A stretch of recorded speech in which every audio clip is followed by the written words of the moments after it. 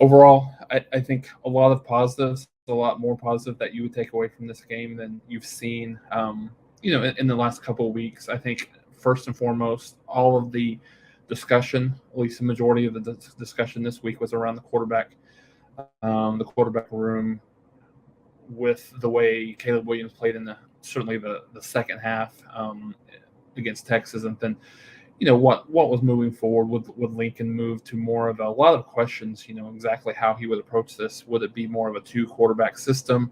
Would he play, would he start Caleb Williams? Would he start Spencer Rattler? Would with both play maybe a little bit in the first quarter? So I think that was emphatically answered by starting Caleb Williams, and then he just played tremendously, about as good as you could ask for, in terms of a kid making his first start. I believe is the first start for a true freshman quarterback at the University of Oklahoma in since 1985 is what I remember seeing since Jamal Holloway. So looking at the numbers for him, 5 total touchdowns.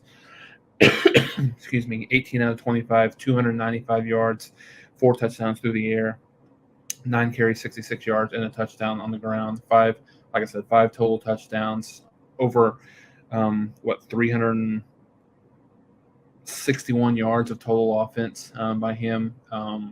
Kennedy Brooks played extremely well as well. 20 carries, 153 yards, and a touchdown there.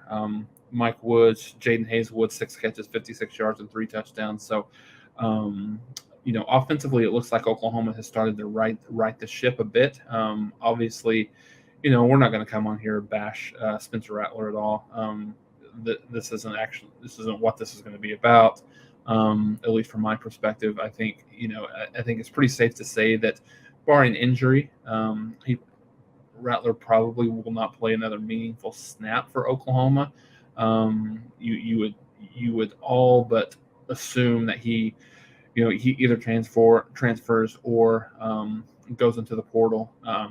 Transfers or declares for the NFL draft after the season's over. But who knows, with injuries, or Oklahoma has a rough November. Maybe he gets in and plays a little bit if Caleb struggles on some of these games on the road. But I think what you saw tonight was only a kid that's going to get better, and he played about as well as you possibly could. Had 2 touchdowns dropped in the end zone that could have made his stats just kind of through the roof overall. But still, like I said, from a first time to start, you couldn't really ask for much better in Oklahoma's 52-31 win over TCU. As we talked about, offensive line played pretty well. 2 games in a row where Oklahoma has had over 200 yards rushing, with Kennedy Brooks really just kind of hitting his stride this year, running the ball really, really well, running the ball hard. And Eric Gray we saw him get his first touchdown of the season as well for Oklahoma. So I think those are a lot of the really positive things. And I know there's going to be a lot of negative talk just in terms of the secondary, which is fair, I think, tonight, just based on the way they performed. But they were put into tough situations. Billy Bowman had to play, the entire game at corner. Delaren Turner-Yell was out. Woody Washington obviously has been out. And then DJ Graham goes out early in the game with in the concussion protocol. So now you got 3 brand new starters in the back end of the secondary. This week, and they struggled a little bit, as you would expect. So I know a lot of people will be really, really down, really frustrated just about the way that the secondary played. But you got to give a little bit of benefit of the doubt to 3 guys that really didn't expect to play, at least in that position.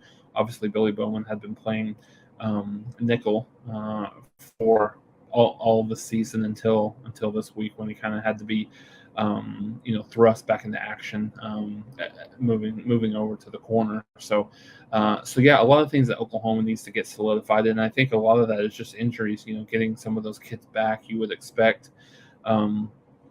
I think you wouldn't expect DJ Graham to be out for a long period of time, maybe a game with a concussion, depending on how bad it is. Hamstring for DTY Not sure how long that's going to continue to sideline. He tried to give it a go against Texas, didn't, played, I think, one possession, maybe two possessions, and then was back out. And then obviously didn't give it a go. Now, I think the good thing that you look at for Oklahoma right now, both on the offensive and defensive side, as you got really 3 weeks here to improve and get ready for your November run. So